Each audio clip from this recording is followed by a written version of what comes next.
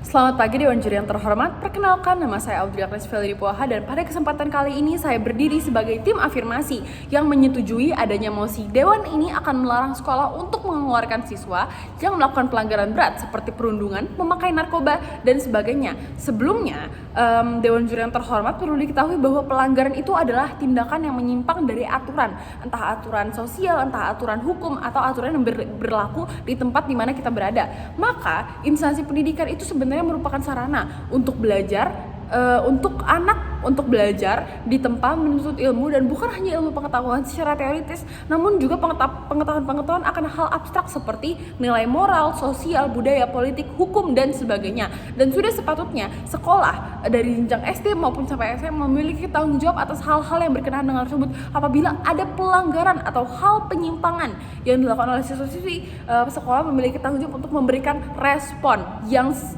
solutif dan entah secara akademis maupun non akademis. Supaya apa? Supaya siswa-siswi dapat menjadi pribadi yang lebih baik lagi. Contohnya, ketika dalam bidang akademis siswa-siswi itu diberikan remedial ketika memiliki nilai yang di bawah standar.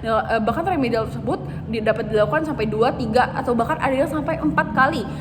Dewan Juri yang terhormat perlu ketahui bahwa hal ini itu bertujuan untuk supaya siswa-siswi itu dapat mengerti di mana mereka salah dan dapat memperbaiki kesalahan mereka supaya memiliki nilai atau hasil yang lebih baik lagi. Tapi jika dalam hal akademis saja dapat diberikan kesempatan untuk memperbaiki diri, bagaimana dengan kekurangan mereka secara non akademis, terutama dalam hal abstrak seperti nilai moral dan nilai hukum? Apakah mereka dibuang begitu saja? Apakah mereka dibiarkan keluar dari sekolah begitu saja dan berharap mereka akan memperbaiki diri mereka sendiri di luar sana, di tempat yang berbeda, di sarana yang berbeda, karena sekolah beranggap bahwa sekolah bukan merupakan tempat yang cocok bagi mereka, dan sekolah bahkan tidak mau menjadi jembatan untuk mereka supaya untuk memperbaiki diri mereka. Oleh karena itu, sebagai bagian dari tim preposisi yang setuju dengan mosi ini, akan saya eksekusi lebih lanjut mengenai argumen, kesimpulan, saran, dan atau jalan keluar yang membangun bagi kasus ini. Dan mosi ini tentu saja Dewan Juri yang terhormat sangat penting untuk dibahas karena melihat angka kriminalitas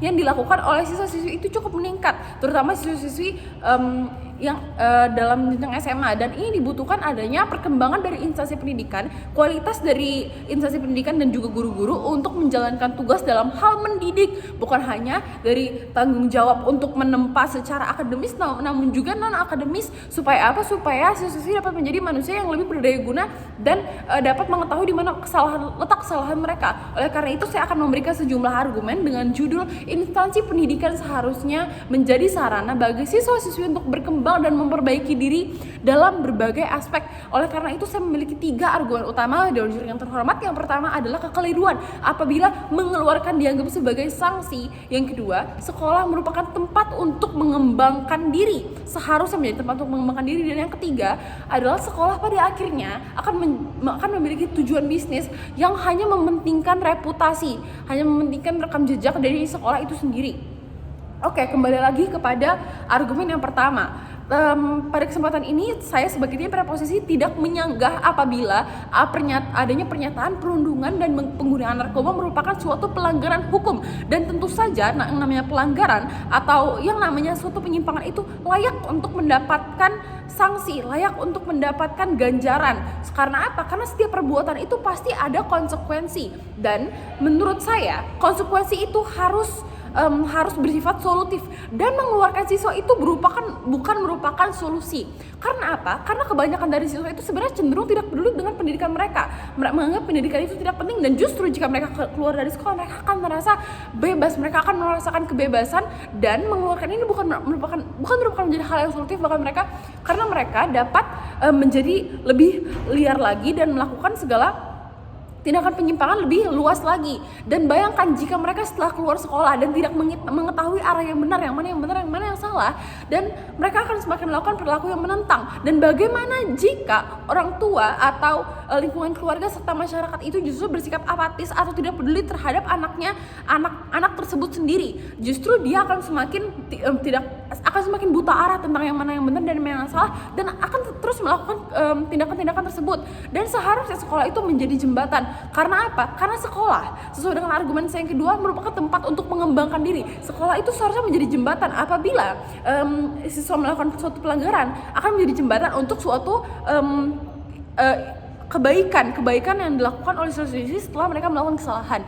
Nah, seperti yang saya dikatakan di awal, sekolah itu memiliki tanggung jawab. Terutama apa? Terutama karena sekolah itu memiliki adanya bidang studi pendidikan kewarganegaraan dan juga bimbingan konseling. Untuk apa? Untuk memantau perkembangan siswa, untuk memantau perkembangan siswa, dan itu sudah seharusnya dilakukan sejak awal. Apabila tidak dipantau, artinya apa? Artinya ini merupakan kelalaian dari pihak sekolah atau pihak guru dalam memantau siswa, dan kelalaian tersebut harus dipertanggungjawabkan dengan apa? Memberikan solusi yang baik supaya siswa tersebut dapat kembali ke jalan yang benar. Maka saya akan masuk ke sebelum masuk ke argumen ketiga, saya akan menjelaskan bahwa seharusnya sekolah itu tidak hanya fokus pada perkembangan intelektual atau akademis siswa. Karena apa? Masuk ke argumen ketiga, sekolah pada akhirnya itu memiliki tujuan bisnis yang hanya mementingkan reputasi. Reputasi itu berkenaan dengan rekam jejak siswa. Apabila siswa tersebut menang olimpiade, menang O2SN, yaitu suatu kelebihan dalam bidang akademis maupun non-akademis,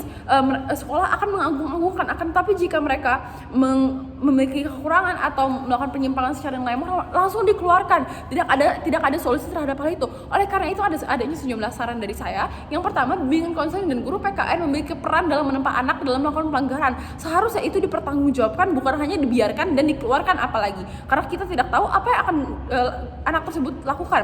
Dan jika mereka melakukan penyimpangan, akan berdampak pada kondisi sumber daya manusia di Indonesia ke depannya. Yang kedua, memberikan sanksi skors itu tentu saja adalah solusi yang bagus, karena ini merupakan masa siswa-siswi untuk merefleksikan dan memperbaiki diri. Tentunya harus didampingi oleh sekolah dan orang tua. Jangan menganggap bahwa siswa dapat menangani itu semua sendiri. Dan yang ketiga, apabila hal ini tidak dapat dilakukan, artinya lembaga dan instansi pendidikan yaitu sekolah mengakui bahwa kualitas sumber daya manusia di sekolah atau guru tidak mumpuni. Dan jika mereka saja belum sempurna, kenapa berharap siswa-siswi menjadi sempurna dan melakukan sesuai dengan mereka seharusnya melakukan apa, kemudian ketika mereka melakukan kesalahan langsung dibuang begitu saja. Artinya mereka menganggap, artinya sekolah itu mengharapkan bahwa siswa menjadi sempurna secara mandiri dan tidak ada yang membantu untuk mempertanggungjawabkan hal itu. Sekian dari argumen saya serta solusi serta saran saya. Terima kasih.